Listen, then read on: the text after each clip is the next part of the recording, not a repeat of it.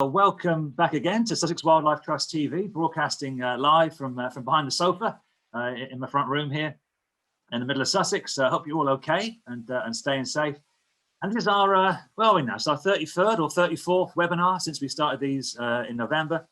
During this tough time, the Wildlife Trust have been putting together this series of 3 online presentations to educate and inspire and at least distract you from the current situation. So I know people have been really enjoying. We have huge numbers of people watching these, and I know we have some lovely emails sent to us. So I know hopefully it's working. Hopefully we're distracting you during these tough times. We had all sorts of talks, of course. We've had bumblebees and fungi and mammals and coastal flowers. There was dung, of course, and dragonflies. Lots of birds, and a fantastic moth talk, of course, by me. But tonight's talk has actually been organised by the Eastbourne Wildlife Trust group. So hopefully, Janet's out there. Hello, Janet. How are you? Hi, Michael. Good evening to you. And we also welcome Evan Jones this evening. Evan, are you out there? Yep. Here we come. There he is. Good evening to you, sir. How are you? Very well, thank you. I'm full of the joys of spring today. I heard my first chiff-chaff, and I saw my first sand martin. So I'm feeling lively today. Feeling lively. So just very quickly to talk about the format for tonight's presentation. Evan's going to talk for about 50 minutes or so about the Pevensey and Eastbourne Levels. At the end, hopefully if there's time, there'll be time for a short Q&A. Now, if you look on your screen, there should be a little Q&A button down there. If you write your any questions there, there's hundreds and hundreds of people watching tonight. There's a lot of people watching, so there won't be time to go through everyone's questions, but I'll write them down on a bit of paper. Look, Evan, I've drawn one of your favourite, you can see that, I've drawn one of your favourite animals there. Yeah, 8 eyes, everything. I've got the eyes right. It looks a bit like something out of space, but we're going to meet this lady later on in the talk, I think. So right. Yeah, it wasn't my best piece of work, but it's a start. So so any questions? I put them down there. I'll write them down on a bit of paper, and I'll ask Evan at the end. So I'm going to hand over now to Janet to introduce tonight's speaker. Over to you, Janet. Good evening, and thanks, Michael. And thanks again to you, Michael, and the Sussex Wildlife Trust for enabling us to have our talks online. For those who don't know me, I'm Janet Knott. I'm the Secretary of the Eastbourne Local Group of the Sussex Wildlife Trust. And I just want to say I'm delighted that so many people are joining us this evening.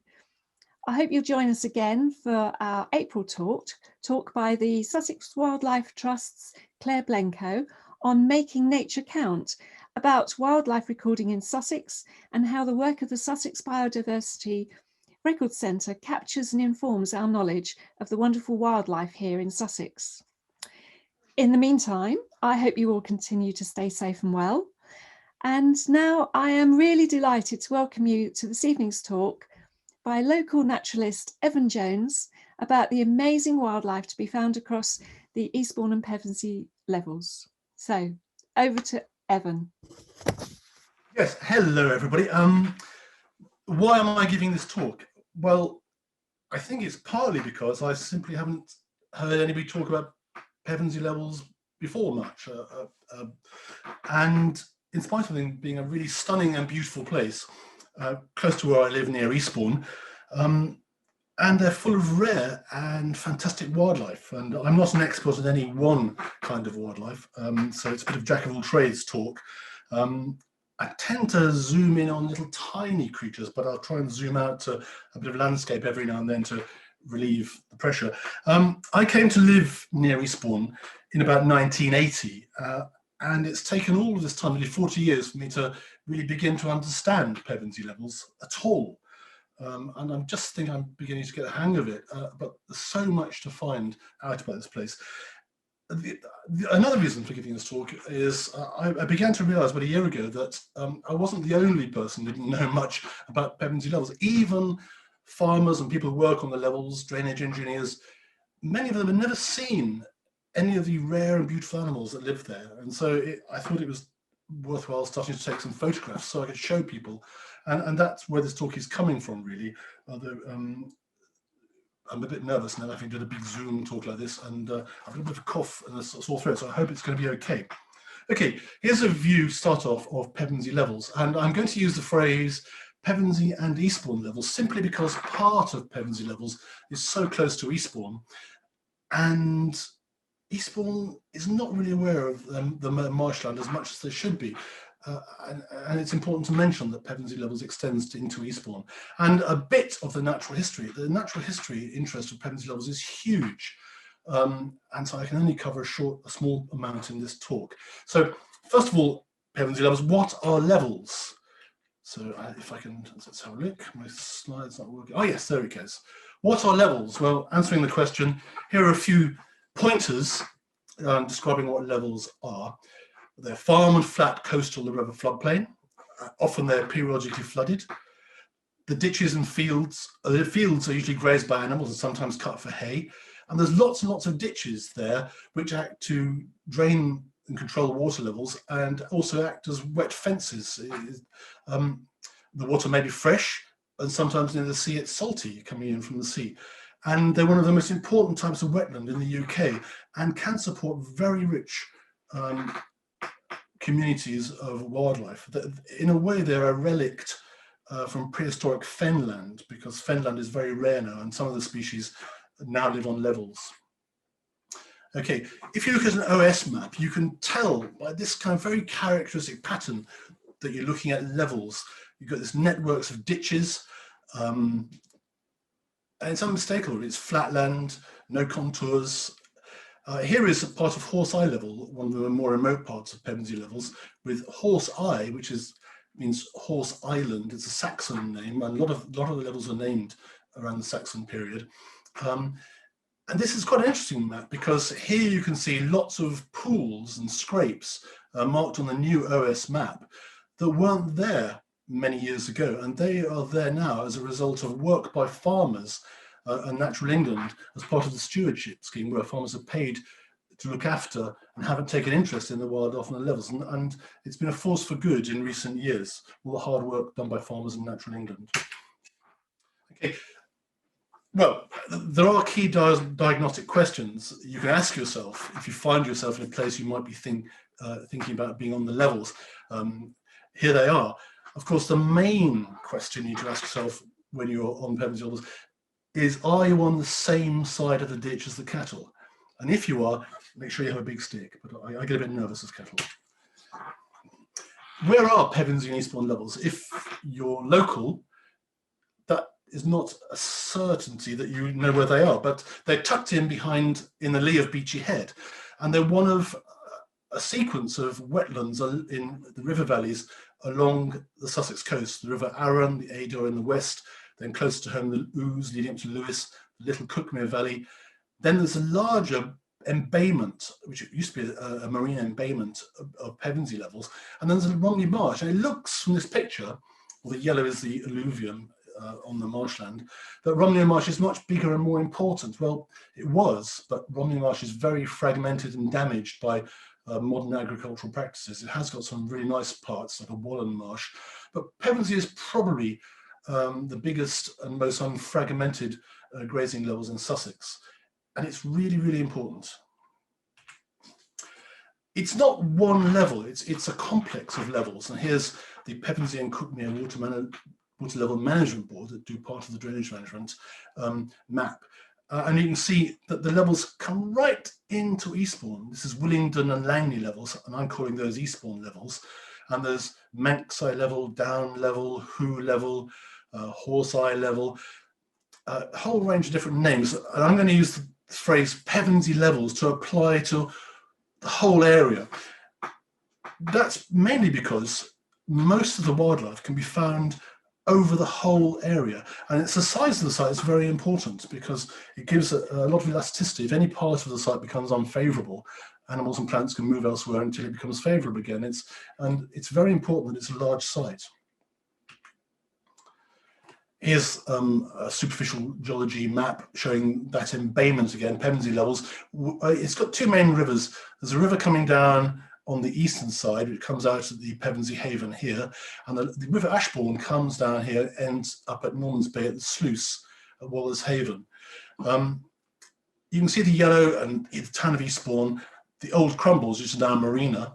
In 1977, A large part of Pevensey Levels was designated as a site of special scientific interest to protect, in recognition and attempt to protect, its aquatic plants and invertebrates, because it's very famous for the water plants and the invertebrates that live in the ditches.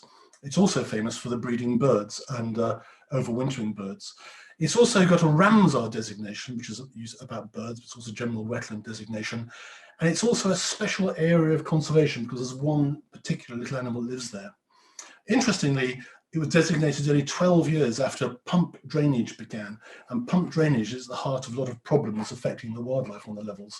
And you can also see here that lots of the levels, or the alluvium, which is now levels, is outside the SSSI. All of the Eastbourne levels are not protected in that way. And there's some bits connecting. You can see one little tiny bit of the SSSI connects at the beach at Norman's Bay there.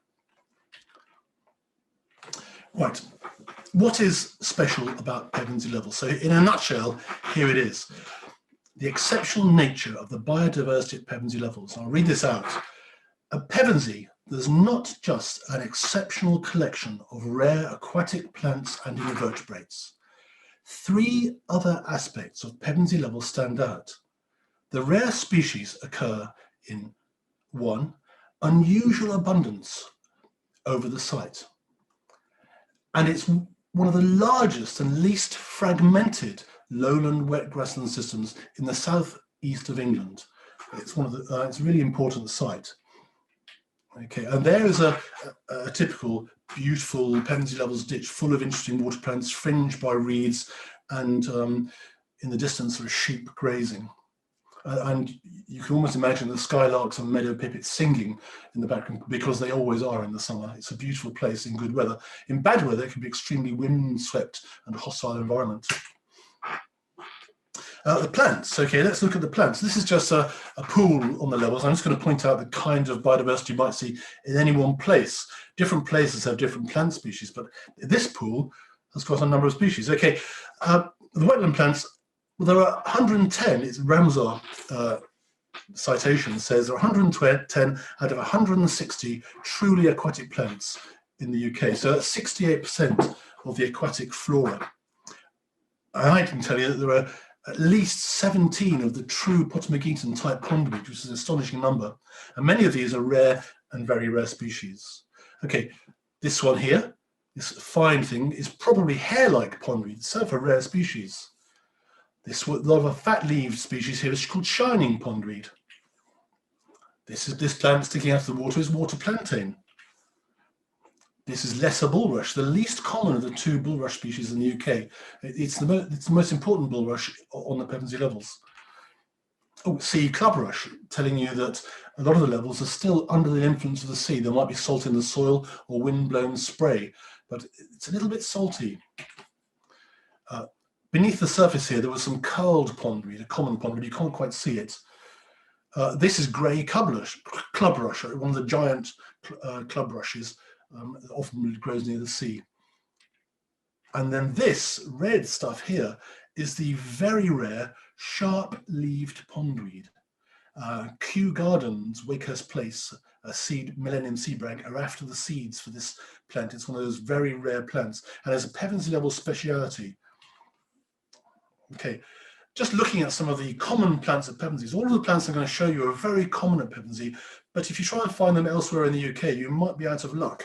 Pevensey is a sort of time capsule for water plants. The wildlife here was common in Britain maybe in the 1950s and 60s, so your observer's book might have these things in, but you try and find them. Pevensey has them in abundance. So this is frogbit, like a little water lily type plant, little plant. This is arrowhead. You can tell why, because of beautiful arrow-shaped leaves. It grows in deeper water. This is spear-leaved water plantain. It's a less common sister species to water plantain, but at Pevensey it's sometimes the most common plantain. You can get both growing together. And this beautiful little flower comes from a carnivorous plant that spends all of its time underwater with little bladders sucking in little crustaceans, and then every now and then, every couple of years, it puts up these little flowering spikes that look like little peas. And this is a picture of a ditch on Horseye Level. It was utterly covered in them. It doesn't happen every year. not a common plant, it needs kind of clear, low nutrient water, called Bladderwort. And this is a member of the primrose family. It's not called water primrose, it's called water violet, perversely. And again, it's a rare plant, which is fairly frequent on the levels. The red plant growing on the surface of the water is the American introduced water fern called a zolla. It's not really a problem, it disappears because it gets eaten by a little beetle. And then very familiar plants growing in the wild, and one of the native water lilies, white water lily, growing in profusion here near Horsewalk on the northern part of the levels. Very beautiful ditches. Almost every ditch has a different flora with different plants becoming dominant. Pevensey Levels was designated as an SSI and as a Ramsar site because it was important for breeding summer birds, including lapwing, yellow wagtail, snipe and redshank.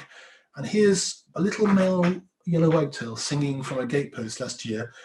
They're still around, but these summer breeding birds are in decline, have been for a long time. So you're lucky to find one. But they're very characteristic of the summer levels. The yellow wagtails used to be a bit commoner and used to follow you around on the levels like little robins because they follow cattle around eating flies they put up. In the winter, you can often see large flocks of hundreds of lapwings and things like golden plover and things like that. But whereas these birds used to be here in their thousands, they're now only here in their hundreds. And this is a flock that spends the winter most of the time near the, just slightly off the SSSI, near the wind turbines at Stone Cross. Very beautiful, characteristic levels birds. Along with the plants, it's the invertebrates that really mark Pevensey as a special place. This is a very common little damselfly on the Pevensey Levels, but it is in fact quite an uncommon species, and it's got a stronghold on the levels. It's called the variable damselfly. And when you look at the total invertebrate fauna, Pevensey Levels is probably the best site in Britain for freshwater snails and other mollusks. It's one of the 5 best UK sites for water beetles. It might be even better than that because we're finding more species now. It has an outstanding assemblage of dragonflies. Spiders haven't really been looked at in great detail, but it's the best site in Britain for Dolomedes plantarius, the giant fen raft spider, which is common all over the levels. Okay, when you say rare or common, what does that mean? And here's just, I'm going to show an example of what that means. This is a little animal called a water measurer. It's like a little tiny, almost like a mathematical line of an animal, about 1 centimetre long, and it walks on the surface of the water, scavenging little animals. And this is the common water measurer that's common all over Britain. Okay, that's the records where people have found it. It means that you'll probably find it in any garden pond in the whole of England. Okay, at Pevensey, you can often find this little animal, which is quite common, again, all over the levels, and this is called the lesser water measurer. Its eye is a little further forward on its head, and it's got this black line along the back, and it's brownish in colour and slightly smaller than the common water measurer, but this is a very, very rare animal. Pevensey, looking at Pevensey is your best chance of finding it in the UK, I think. Here is its distribution. Okay. Here's Pevensey, which is a stronghold. It's in the East Anglian of Fens. It's got some strange outliers in other places. But look how rare it is. If you go anywhere else in Britain, you're not going to find it. But it's at Pevensey. Oh, here's the distribution of sharp-leaved pondweed, that rare plant I showed you in the pool earlier on. And look how similar the distribution is. Norfolk in the Fenland, Pevensey, a bit in West Sussex, and some in Kent. But this is a very typical distribution for relict fen species. Fens are now very rare in Britain. Fens are peat-generating wetlands that have neutral to alkaline water. And unfortunately, when you plough them up, you get very fertile soil, unlike bogs, where the peat is very infertile. So most of the fens have been lost to the plough in the 20th century, and before that even. You sometimes get them near Bridgewater on the Somerset levels as well. It's often a hot spot for fen species. Beetles. Beetles, there are 124 water beetles recorded, second only to the Ouse Valley, where actually Peter Hodge, the beetle recorder par excellence, lives. So I think that might be a slight bias there. I've got a suspicion the total of beetles may be a lot higher on Pevensey because there's a lot of the levels that haven't been investigated properly. We're adding to the number of species quite quickly. Okay, here's a little cherry pip beetle. It's about the size of a cherry pip, a very common little water beetle, and it's looking at you right a grass stem. They have very good eyesight, these water beetles, and a lot of them hunt at night, I think. Some of them are very small. This is one mentioned in the SSSI citation as being very rare and important. There's a little pair of Hydrocus species. This is Hydrocus ignicollis. And I take some of these photographs in an aquarium, and when you take a photograph of a little tiny animal a few millimeters long, very often you learn a lot about how it lives that you didn't know before you took the photograph. And this is like a little sea cow grazing on the turf of microscopic algae on an old duckweed leaf here. Kind of pretty little animals. Middle-sized beetles. This is about 1.5 centimeters long. A fierce carnivorous water beetle. This is a male. You can tell because there's a little pad here for hanging on to females. And there are lots of those. Also, this species, Hydaticus seminigus, has a nice bold cream stripe. It's quite easy to identify. And you can go from the tiny to the middle size through to the enormous. This is the largest European water beetle. It's the bulkiest European beetle, full stop. It can be up to 2 inches long, really. And it's really common on Pevensey Levels. The silvery colour is air trapped on its underside. And it lives in very weedy ditches, browsing on plants and sometimes scavenging bits of dead animal and things. And here it is climbing amongst blunt-leaved pondweed, which is not as rare as sharp-leaved pondweed, but it's still quite uncommon. Okay, so these spectacular animals are easy to find if you start looking at Pevensey. They are actually a southern English speciality in Sussex as one of the strongholds. This is an animal I spent a lot of time looking for. It's possibly the biggest spider in Britain. I found them up to 27 millimeters long. That's 27 millimeters from there to there, which is over 1 inch long. And a larger one can span the palm of your hand. And they are classic fen swamp animals. They live in sunny, sedgy tussocks, hunting amongst the tussocks, and also along the edges of the water. They pull fish and dragonfly larvae out of the water. They eat anything that they can. Very interesting animals. They're very beautiful, velvety spiders. They can disappear underwater, trapping a bubble of air all around them. They can spend the winter doing that, in fact. And they've got these, some of them have go faster stripes like this. Sometimes they can be all brown, quite variable. But I think of them as the Aston Martin of all spiders. They're very beautiful. They don't bite you unless they're defending their young. Oh, here's a close-up of a young one, and you can see how closely connected they are to the water without getting wet. And here are the 8 eyes of these nursery web spiders, the beautiful camouflage. The striping is thought to mimic the reflections off the surface meniscus of the water. They tend to see you coming about 15 feet away and then disappear underwater. They eat little tiny frogs, and it's not often said that Pevensey is a great stronghold for amphibians, frogs, toads, and all 3 species of newts. Okay, so and they get eaten by grass snakes. Pevensey is a stronghold for grass snakes. I haven't heard of anybody taking any conservation measures, especially for grass snakes, but they do seem to be declining slightly, but they're still very common on Pevensey. And the ditches themselves are full of fish. These are rudd, the archetypal weedy ditch fish, but you get pike, perch, roach, and lots of little tiny 10-spine sticklebacks. This is a really nice fish. So, okay, and feeding on those amphibians and fish, you get herons. And recently we've got another very large heron, the great white egret. Okay, go back to that one, which has recently put in an appearance and hopefully may start breeding on the levels in a flooded field there. Well, how did all this remarkable biodiversity get to be on Pevensey Levels? Did it come recently or what? Well, actually, it's prehistoric. Pevensey has a connection with the past that's been unbroken since before history. And it's quite important to understand that, to understand the wildlife here. That's a map showing current high tide level. If the shingle beach suddenly disappeared and water flooded in, that's where you'd be. If you were living at Hailsham, you'd be at Hailsham on Sea. But 3,000 years ago, this is a dreadful map, but it just shows you that the sea wasn't in. And this low-lying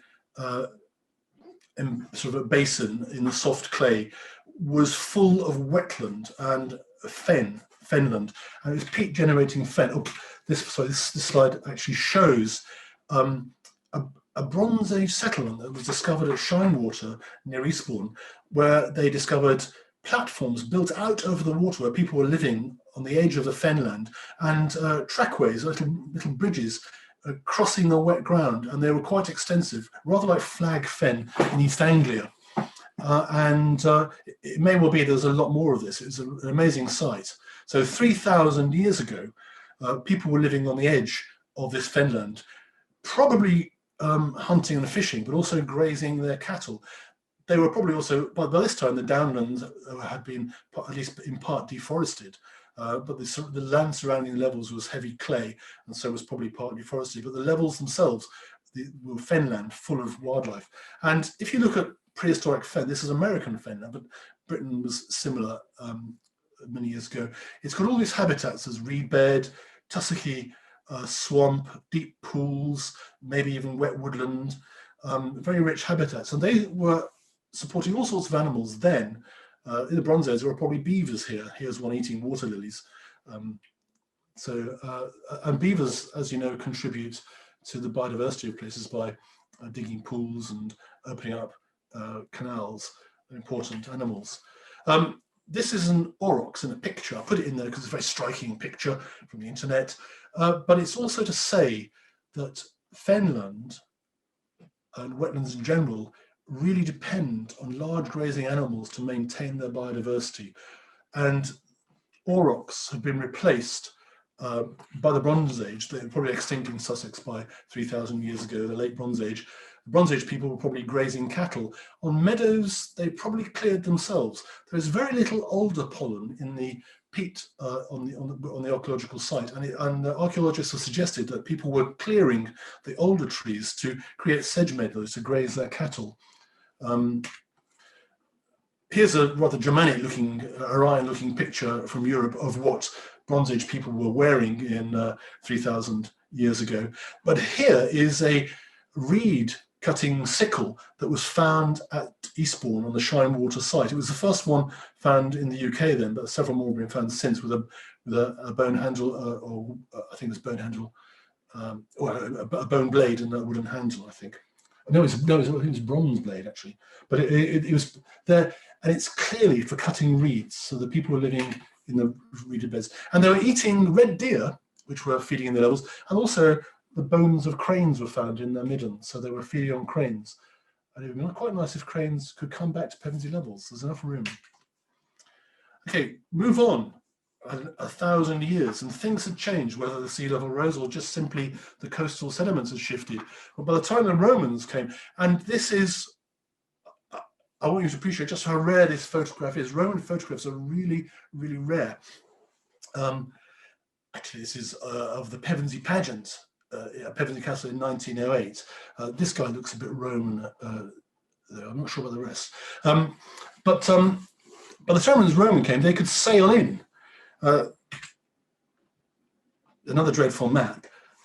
The sea had broken through into this low-lying land, and the Romans could sail in to a large embayment and have a harbour at Pevensey Castle here, which was built in late Roman period. Roman salt works have been found up at Bourne Street, far up the Ashbourne Valley. And there's a Roman villa on the seafront at Eastbourne. So this lagoon was very different from the modern Pevensey and also the Bronze Age Pevensey. Where did all the freshwater wildlife go? Well, it would have been killed by the salt water, but the refuges up the valleys and around the edges of the levels with fresh water pouring down, countering the effects of the seawater coming in, it must have survived around the edges and up these little river valleys. And in fact, there is fenland up this river valley, which stretches behind Herstmonceux Castle, and there is some ancient, very ancient fenland with some very rare plant species still surviving today in its own SSI just behind Herstmonceux Castle. Well, this is Poole Harbour, and it's a smaller version of what Pevensey must have looked like in the Roman period. Well, after the Roman period, shingle began to accumulate on the coast, probably from very ancient riverine shingle that had built up when there was a large river going down the centre of the channel.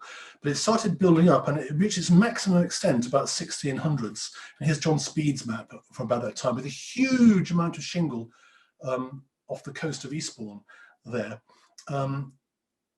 Later on, after 1600, it started eroding again, and the modern Crumbles, which is now the Crumbles Harbour, is only half the size. So it's a huge shingle. But this shingle was driven eastwards by longshore drift and blocked off the rivers falling out of the Pevensey Lagoon. Okay, there's a picture of the large shingle foreland that was the Crumbles. It's now Eastbourne Marina. To me, that's a sad loss. It was a very beautiful place, but it's gone. So fragments of it remain, and the shingle beach is still there. That's another story, but it's still a beautiful place. Here, looking out onto the new Beachy Head East Marine Conservation Zone. That's a new asset that we've got in our area. About 1,000 years ago, this lagoon, blocked off by the shingle moving across it, had silted up. And in Saxon times, when we get the names of Pevens Eye or North Eye or Horse Eye, these are names. Eye means island, and so there were islands in a salt marsh. At high tide, this would have been flooded, but at low tide, it would have had main river channels with creeks and pools. And that's an invitation for farmers to move onto the land to graze their cattle and sheep at low tide. It's also an invitation to go for a bit of a land grab. And here's a LiDAR image, which is a scanning laser image of Norman's Bay and Pevensey Bay. And here you can see these river channels. This is actually the river coming down from Pevensey. The harbour by the 1600s have been pushed very far east and opened out at Norman's Bay. This is Rockhouse Bank. And here's a Tudor gun emplacement, and there's obviously a Tudor harbour in this area. But this white line here is interesting. Here's the end of Pevensey. This is Weald here, and this is Rother here. It's just the border. There's this little bit of open coastline, but it's a local wildlife site actually for shingle wildlife. But just behind it is this little bit of salt marsh with a sea wall. Okay, and here it is in the picture. And this was built probably in the Middle Ages, exactly when, it's not sure. It was probably fixed again later. But it's there, look at it. There's the open coast between Pevensey and Norman's Bay. There's the seaside. And this is salt marsh still, which is thousands of years old. And here's an embankment, probably built in the latest, the Middle Ages. And behind it pasture, and the sea is still coming in here. The farmers cut it through because when you build a wall, it doesn't just stop the sea getting in, it also stops fresh water getting out. And there are big rivers flowing into the Pevensey Levels. And you have to cope with the fresh water building up behind, otherwise your land gets flooded. And so you start digging ditches. When you dig ditches, you tend to build up banks along the edge of the ditches, and the sea walls and the banks along the edges of fields are used by farmers to get around. And there's an animal here I durst not name for its own safety, which is using an embankment along the edge of a field on the flooded levels in the winter. Okay, so the Pevensey Levels is a world of banks, but it's also a world of ditches. And by 1780, this map, when this map was drawn, you can see the pattern of the levels established, recognizable in the OS map today. These pink dots are the big sluices that hold the tide back from coming into the level. So it's a freshwater system. And when this map was drawn, they were probably had already been like this for 300 to 400 years, if not more. So this is an ancient landscape. The very ditches are archaeological features. So when you walk there, and they were all dug by hand and maintained by hand until very recently. They must have had teams of men digging all the time just to maintain this drainage system. The thing is, this land would flood completely in winter. And if you've got land on it you want to put animals on, the better your ditch system, the earlier you can put your animals on and the fatter they get. So ditches are very important, and clearing ditches was also very important. Here's an old photograph, 1890, by George Woods, who was a remarkable amateur photographer from Hastings. I tried to pin down where this is, and it's very clear it's next to the pub. How obvious is that? It's next to the Star Inn. This ditch here, I think, is Waller's Haven. Now it's much deeper and much wider and much more effective at moving water. There is a Martello Tower on the coast, and this is Rockhouse Bank. Notice how open the landscape is, ideal for lapwings and redshank with tussocks of rushes in the fields. And there are little flowers in the sward here, which you don't get nowadays. There are sheep being sheared and cattle, the same mix. And those lovely characteristic gates with a little bit of fence either side to stop the animals getting round the edge of the ditch. Very beautiful and characteristic landscape. It's not quite so open now, and there lies some of the problems. And this is summer, probably on a hot day, and they're probably off to the pub quite soon. But in the winter, this would have been flooded. Okay, so clearing ditches is part of the traditional lifestyle of a Pevensey farmer. And here's a ditch that's just been cleared by machine, and you can see there's bare mud habitat and open water, and the edges are clear. And there are animals that live on this bare mud and in the open water that don't live in more closed up ditches. You can't clear all the ditches at once. So on Pevensey Levels, you always have some ditches which are overgrown, some which are half grown over, some are newly cleared. And that's a very dynamic mosaic, changing all the time. And it really bumps up the biodiversity by having habitats for a range of different species.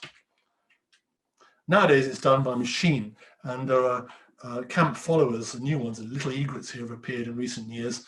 It can be done much more quickly, and also creating bigger and deeper ditches. The birds here are looking for frogs, fishes, insects, which are hoiked out of the ditches by the scoop.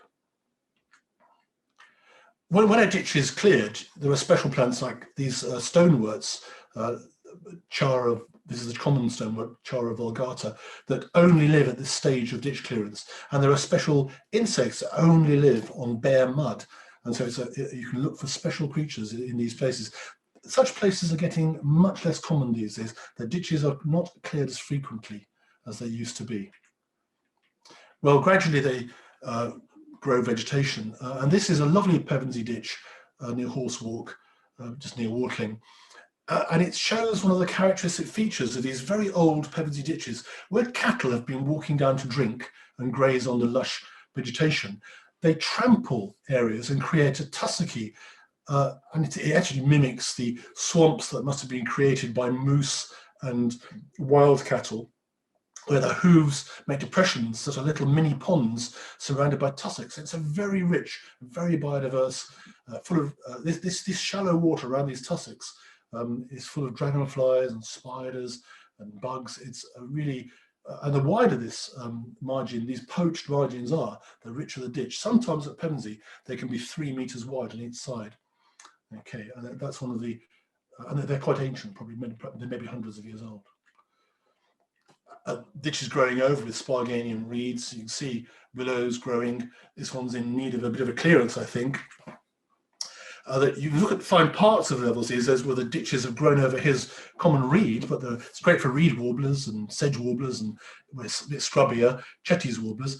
In my family's sheep farm, you wouldn't have allowed brambles to grow because we were always getting sheep getting caught up in brambles, but you can see brambles more and more. Is the farmer going to clear this ditch? I'm not sure. Is it acting? Does he need to be wet anymore? It looks to me like he's almost farming in terrestrial ways, and that's part of the problem. The marshland's becoming very well drained, and hopefully he'll clear this ditch at some point in the future. But of course, clearing ditches is expensive work. Okay, and some farmers are not thinking about ditches quite as much as they used to, and they're breaking the cycle, and you can see fences appearing. Maybe this ditch dries up in summer and the fence is here to stop cattle getting out. I don't know, but it's a worrying sign because the cattle cannot then reach over and graze the ditch. And it's much more likely to overgrow and dry up even more. So seeing fences on the levels is something you never used to see, and a bit of a worrying sign. Okay. When you start looking at wildlife in a place like Pevensey Levels, you start becoming aware of environmental issues, and I kind of reluctantly have to delve into those a bit. And water quality is one of those. Sewage works discharge their treated water into Pevensey Levels. There are all sorts of farming chemicals that get into water accidentally or sometimes deliberately. And water quality is an issue. The water quality on the levels has declined. Not to the point where the biodiversity is lost, but here's a ditch where a biologist immediately looks at it and says straight away he knows, or she knows, that it is at least slightly polluted ditch. The algae are growing, the open water plants and animals can't survive quite so well, and somewhere down the line is something nasty going into the ditch. This is still about water pollution, yet this is the longest net in Christendom, being wielded by Dr. Martin Willing, Sussex mollusk specialist, and he's looking here for mollusks that only live in clean water. So they're sort of little canaries in the coal mine, really. When they start disappearing, you need to worry about the quality of the water. Okay, there are 3 beautiful little water snails that are found at Pevensey, and that's unique. I don't think they're found altogether anywhere else. They all need clean water, and they are all quite common at Pevensey, although one is getting a bit rarer. Elsewhere in Britain, they've disappeared or were very rare in the first place. But here they are, and I had never seen these mollusks till a few years ago. And here's the first one. They're about 5 millimeters, 6 millimeters across. This is the wide-mouthed valve snail, Valvata macrostoma, and this is very rare. However, it's the commonest of the 3 little red mollusks on the Pevensey Levels. It occurs at Eastbourne Levels, everywhere over the rest of the levels, in clean ditches, of course. Here it is on a rarish plant, soft hornwort. But it's a very beautiful creature. It's got this long tentacle that's I'm not sure what it's for. And it's got a foot that's like a gibbon's tail, used for clambering around on the vegetation. And a long proboscis like an elephant or a tapir, a little fantastic little snail. Okay, I could linger on that little snail for a long time, but I have to rush over to perhaps the most beautifully and easy identifiable little snail. It's a little shiny button of a snail, again, 1/2 centimetre across. It's called a shining ram's horn, and it's shiny and translucent. And you can see these little internal segments are very visible. These are found at Eastbourne Levels in a flooded field there, but they do occur sporadically all over the whole of. Again, this is a very rare snail, and not found in many places now. And finally, the rarest of the rare. This is the little whirlpool ram's horn snail, the Nisus forticulus. And if you have this in a place, then it becomes a special area of conservation, probably the highest level of protection of any site. And this Pevensey has this snail. It's fairly frequent all over the main part of the levels. I haven't found it at Eastbourne yet, but it may be there. A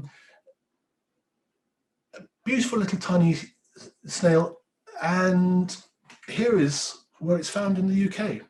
And if you get it, you get grade A, special area of conservation. Okay, and it makes Pevensey a very special site for that reason. And so we're very privileged to have it here. Okay, those little snails will disappear if water quality goes down. And the other thing that's an environmental concern in Pevensey is water levels. The levels always used to flood in winter and be quite wet even in summer. But now they're pump trained with a large number of electric pumps, and they're assiduously managed by the Environment Agency, by the Pevensey and Cuckmere Water Management Board, and also the landowners who own the land next to the ditches, who have the responsibility for clearing all these little blue ditches. The Environment Agency look after the big ditches and clear those in red. The next level of importance is cleared by the Pevensey and Cuckmere Water Management Board, and the Environment Agency and the board have very small teams doing a lot of work trying to make sure that there's no damage done to farmland or other infrastructure, buildings, houses by flooding. And this is, of course, a very serious responsibility. and it's a very challenging job. There is the ever-present danger of flooding over the whole levels, including Eastbourne. And they've been doing this now for many years, since the 1960s, and it's a job they guard preciously and take very seriously. Okay, it's been a key priority for them. So their belief in the need to keep water levels low is very firm, okay, and difficult to challenge. However, flooding was very normal before pump drainage began in 1959. Here's a situation in the 1930s looking towards Horse-Eye, near New Bridge, and the water is up over the road and over the fields, and this is quite normal. It happens occasionally now, but I suspect that it occurred for months on end before the water relied on gravity to get it out to sea. Here's last year on Glyndey level with quite extensive flooding. The difference now is that this water will probably be gone within a week or two, drained away. And whilst you get ducks and things feeding on this, they'll soon go. And the soil may become quite dry before the next period of heavy rain. So you get these periods of alternating flooding and then dryness. And the little animals that are used to Northern European wet winters get very confused, and they even get killed because they hatch out expecting water, then it becomes dry and they die, and the remaining eggs hatch out and then they die when it floods again, and there is kind of sterilizing effect. I think I don't think I found a scientific basis for it, but I think it looks to me like there's a sterilizing effect of this repeated flooding and drying that goes on now. This is drawn home to me because I was visiting a flooded field on a farmer conservationist land with the Sussex Botanical Recording Society, and I came across a field where water was gradually drying up after it had been wet all winter, and the mud was being exposed, and I found dozens and dozens of little beetles all running around, and I quickly took a photograph of lots. And there were many different species, about a dozen different species. These are the smallest of them, little Bembidium. But this photograph tells you a lot about what happens when land is flooded for a long time. This isn't just mud. You can see filamentous algae growing in the mud. And this isn't just spaghetti bolognese. This is a little fly larva that's probably feeding on the algae. And so it means that over the winter, in flooded land, huge numbers of invertebrates feeding on the algae growing in the water are then fed upon when it dries away by lots of little running beetles and other predators. This little beetle would be feeding on the Bembidium. It's a rather pretty, about a centimetre long, elaphorous predatory beetle, and it'll be looking for larger insects. But again, there were dozens of these. I've never seen so many on this field that was flooded in the winter and gradually drying, as the fields used to do. Again, you can see the algae growing on the surface of the mud. And so if a little yellow wagtail mummy is coming to collect insects, this is heaven on earth. But this wagtail, which I saw last year, I think, is a female feeding one of the last few broods of yellow wagtails on the levels, and she's having a difficulty collecting enough insects because the land is very dry. So this dryness is affecting the abundance of birds, not just insects. So nowadays water levels are kept low in winter, and a lot of the main drains are kept very low indeed, almost empty. And I'm not sure what happens to fish in this circumstance. Well, I do know they're killed. And also it leaves all the mud open with the invertebrates on it to be hit by frost, and water snails and other water insects cannot cope with the frost. Water on wetlands acts as a kind of blanket, and so there's a huge mortality amongst small animals when large areas of the levels are drained right down. And it doesn't just happen on some drains, it happens on quite large areas of the levels.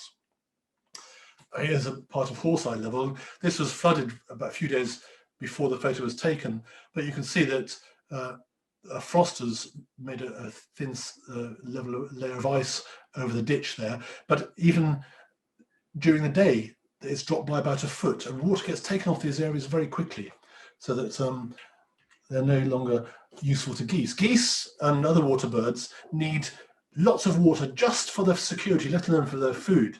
and they don't stay in places where there's no water. They're open to attack from foxes and people and God knows what.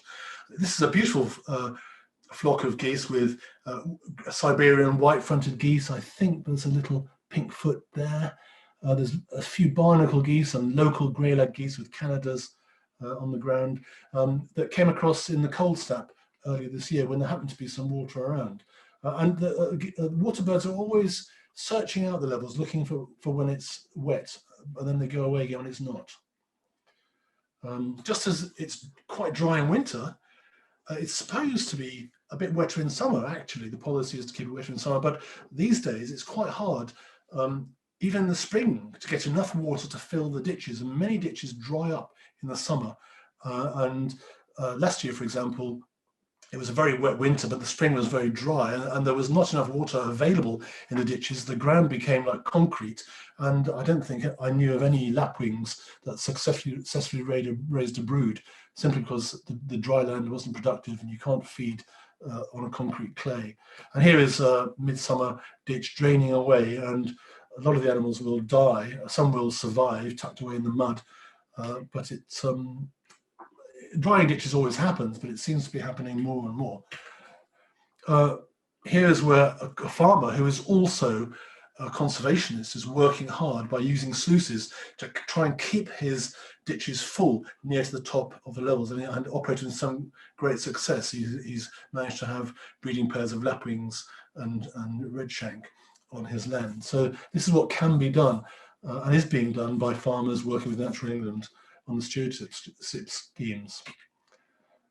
Talk about carbon because it's trendy, but it's also important. This photo is a bit weird. In fact, it's very wet.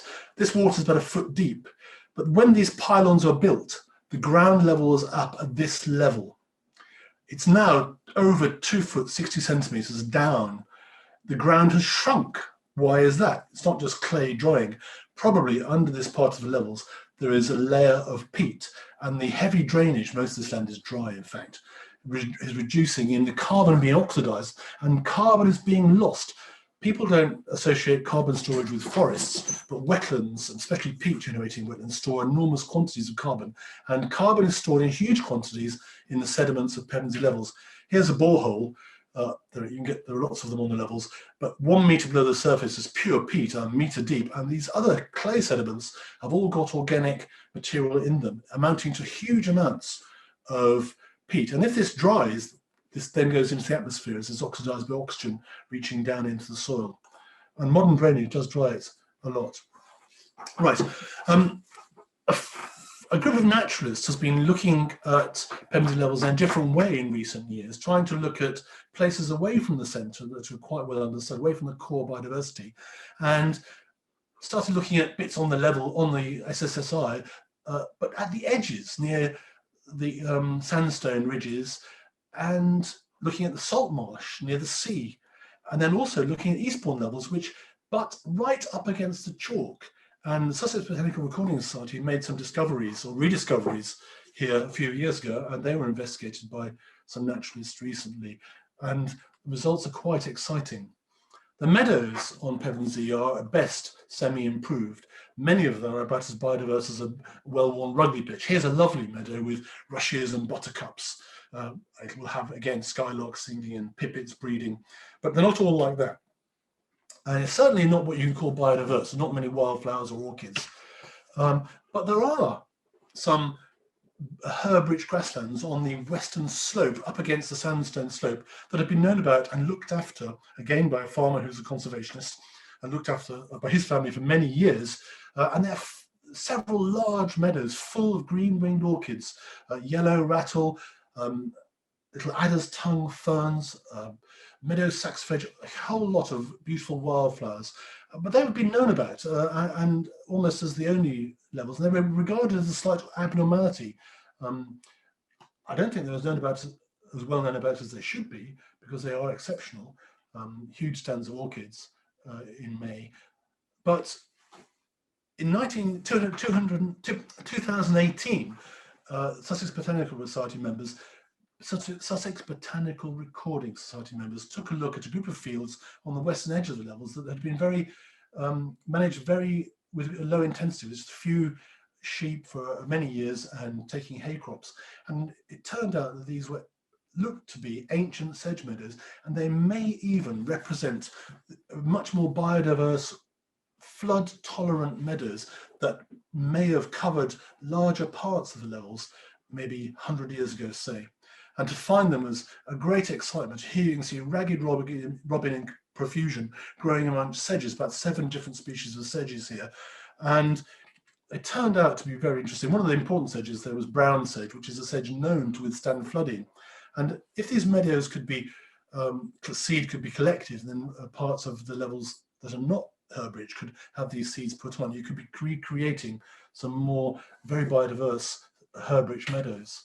So sweeping the meadows as a sweep net came across lots and lots of invertebrates that were, again, quite uncommon, unknown on the levels. There were lots and lots of 13-spot ladybirds, one of the rarest of the ladybirds. Okay, so it's a marshland ladybird. There was a first record for the horsetail weevil, quite a large weevil, nearly a centimetre long, that eats horsetails. This weevil's been exported to New Zealand and other places where horsetails are a problem. But on the levels, it's not common, but it was in this field. Lots of lovely caterpillars. This one is I haven't got the label there. This is a red swordgrass caterpillar, quite a large, chunky caterpillar, and several of these are found. Never found them anywhere else on the Pevensey levels. But most excitingly, we found a few spikes of very beautiful, purebred southern marsh orchids. And this was the first records on Pevensey levels. Since we've been made aware that there are larger colonies just south of Hurstmonceux Castle in the valley of the Kentland Fleet. So Pevensey levels has southern marsh orchids. Who knew? Nobody knew until very recently. Okay, and in a ditch next to these fields, we found or rediscovered, made a remarkable rediscovery, in fact. This is the lesser water plantain. At the time we discovered it in 2018, it was extinct in Sussex. It's since been rediscovered again at Rye Harbour. But it was very exciting to find it again. It's a plant of newly cleared ditches, and so as those are much rarer, it's become much rarer. It was common in late 1800s when when the Flora of Eastbourne was written. Seeds from this plant have been collected by staff from Kew Gardens and are now secreted in the nuclear bunker at Wakehurst Place in the Millennium Seed Bank. It's such a rare plant. A very beautiful large flower and a little tiny little plant. The flowers appear and disappear in one day. The second biodiversity hotspot we looked at was Eastbourne Levels, right up against the chalk. And Sussex Botanical Recording Society had also rediscovered some very exciting plants in this very unspoilt area, right in close to Eastbourne town centre. This is a picture of water violet in its overwintering stage. These rosettes will put flower spikes up in the summer with some quizzical sheep looking at us there. But in a ditch near Tut's Barn, this plant here, if you look very closely, you can see a little water plant. It's a pondweed. It's fen pondweed. And it's very clearly been in this ditch, which is effectively a chalk stream running out from the downs. It's been in this ditch at least since the Bronze Age. So we have Bronze Age settlement relics. We've also got Bronze Age, probably prehistoric. This plant's been here for thousands of years, living in these quite large chalk streams that used to flow out in larger volumes onto the Eastbourne Levels. But here it is, and we also discovered a whole suite of plants that are very special to chalky water. In fact, they make a community called calcareous fen community, and this is so rare. Here is the distribution of this plant in the southeast. Here's Eastbourne. There's nowhere else in Sussex that has this plant, and there are a few places in Kent. It occurs elsewhere in East Anglia, but it's just a remarkable survivor from prehistory, and we're so lucky to have it still. So fortunate, it's an accident of fate that it's survived. Not only the plants, but some of the insects that we found. This beautiful over an inch long beetle is one of 4 Dytiscus hunting beetles diving beetles that occur on Pevensey Levels. It's the rarest of them all. A lot of water beetle enthusiasts get very, very excited and may look for this beetle for many years and never see one. And so it's called the Enigma. The male has a beautiful greenish sheen over its back, Dytiscus circumcinctus. I found 5 of these in one ditch length without really trying on Eastbourne Levels. It occurs on Pevensey Levels. A little further east, there is West Langley Level, known as West Rise Marsh, which is rented from Eastbourne Borough Council by West Rise School. And what a place. It's like a little Nep rewilding area. It's so wild, beautiful open skies, again, pipits and larks, but it's also becoming very well known for its bird visitors with waders and ducks, snipe and lapwing. And here's a small group of widgeon flying in, a small group of shoveler flying in, one of my favourite ducks with their big spatula-like beaks. And here is a small group of widgeon here. And you can go and watch these on the lakes at West Rise. What a beautiful experience. How fortunate for the people of Eastbourne to have such a lovely wild place close in to the town centre. What an asset. It's also got, this ditch is Langley Sewer. Hopefully the water is clean most of the time, with chalky water flowing out from the downs, and this actually goes right to Pevensey, and it's full of really interesting plants and rare insects and snails. This is fringed water lily, the yellow plant, which is not a water lily. This is flowering rush. Again, it's not a rush, but it's one of those fantastic places you find all sorts of water life. We rediscovered the yellow loosestrife bee. Here is feeding on a yellow loosestrife, which is a tall fen plant that grows in West Rise Marsh. And this bee takes the oil from yellow loosestrife plants and waterproofs its nest, so it can nest on marshy ground. It is the only marshland, the true marshland bee. It's been found in 2 places, one on Eastbourne Levels and once in the far east of Pevensey. Both sites are not on the SSI, only been found the last couple of years. Another exciting discovery was made in part of a flooded field. That was investigated just on the off chance, and we discovered this middle-sized, about just over a ½ inch long water beetle called Graphoderus cinereus. It's a beautiful little animal and very rare. It was recorded from Eastbourne in the 1960s and some more recently at Pevensey Levels in the 80s, but it is very rare, and to have it, there was quite a good colony on the Eastbourne Levels. To have it here is a very special occurrence.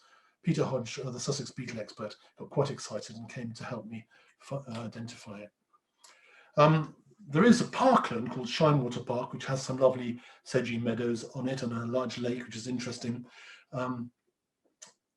But even further north than that, next to the main road going north out of Eastbourne, there are some beautiful sedgy meadows that are hardly visited, and they're full of snipe and ducks in wet weather. We haven't really looked at these yet, and they could hold some very interesting things. Okay, very interesting things. Speaking of, you can meet some very interesting creatures on West Rise. They have a small herd of water buffalo. I'm a bit wary of them because they do look a bit fierce, but I'm told they're not too bad. But they are actually helping to rewild part of this area. They do escape and give the managers there a bit of a headache because they can ford the ditches most easily.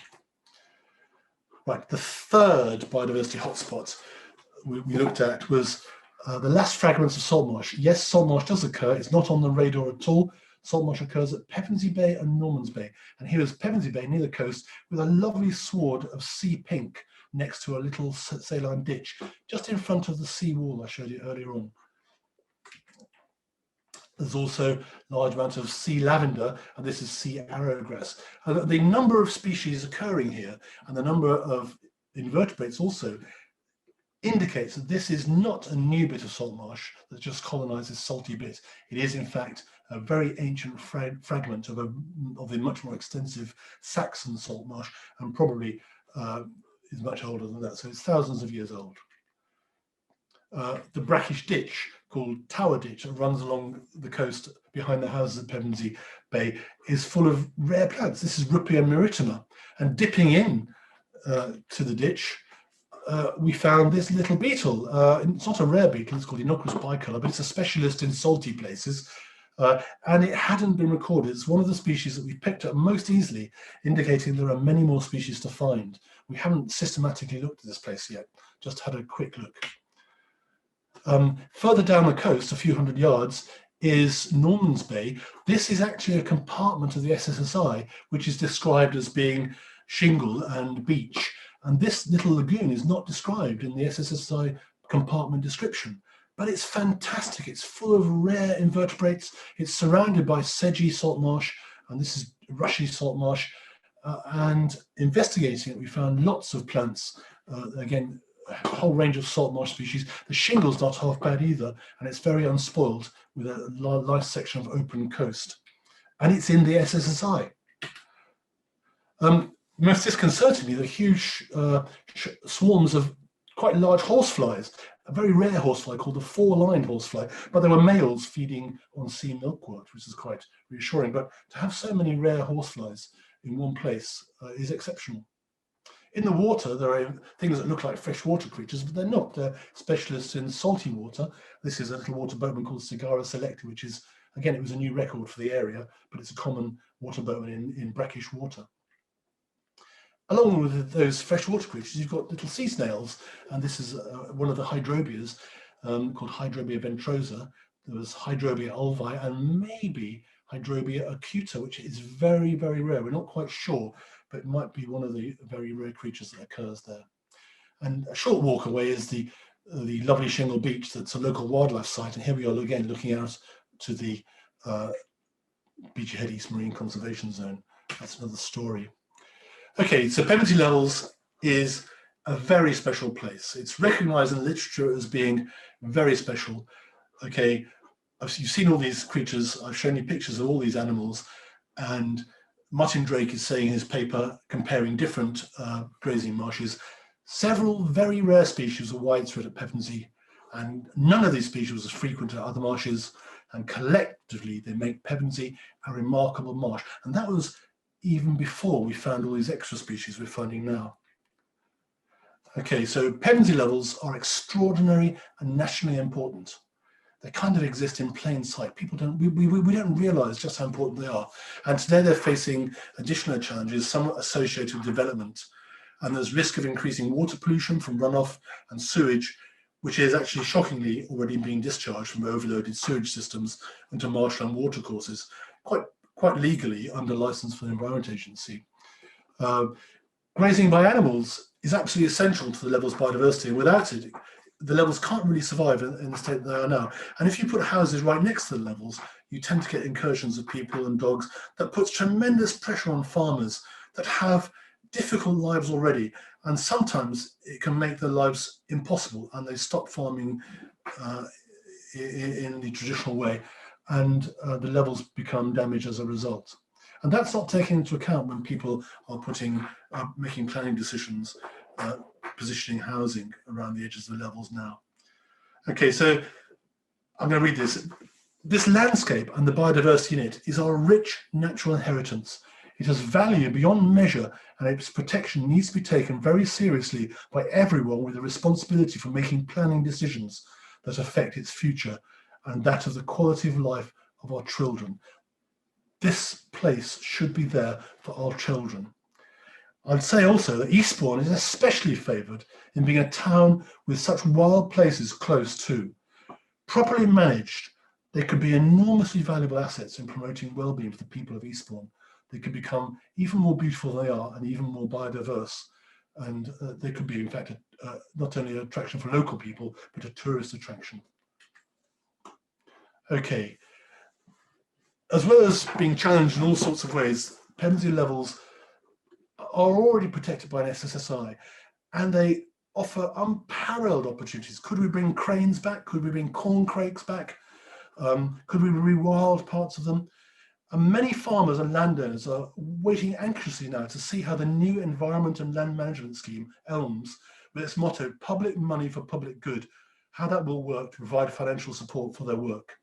And now might be an ideal time for a review of the approaches to conserving the levels and introduce an ambitious, enlightened and coherent vision of what is possible. So I'm speaking to the wider community of people who make decisions here. I'm hoping that some are listening, but they may not be. This is the last slide, and it's a thank you to all those farmers and landowners who have let me over the site looking at wildlife, and let me and other naturalists over the site, and also especially to the farmers who work hard. Many farmers take conservation very seriously, work with Natural England in stewardship partnerships, and they do a fantastic job. Without them, the levels would not be the place they are now. And so thank you there. And thanks also to staff at Eastbourne, who Eastbourne seems to be becoming a much more enlightened local authority than it used to be. And hopefully they will take seriously the conservation of their levels. Okay, and hoping that Weald and Rother also take their responsibilities on board. But there you go. But so thank you to everyone, especially to people who let me wander over the land. And also, it's also to the other naturalists who've actually assisted me. I'm no expert, and I've relied heavily for identification and finding things on other people who know better. But a lot of thanks to you. And thank you for listening. Thank you for listening. Okay, and there we are. How have I done for time, Michael? Am I way over? You're way over. Oh, no. I wasn't going to stop you, and no one's not anyone sorry. else. So yeah, that was fun. That's absolutely fascinating. Thank you, Evan. We've had, well, there's over 1,000 people watching tonight. I didn't want to tell you at the start because I thought it may scare you, but yeah, I was scared, and I am scared now.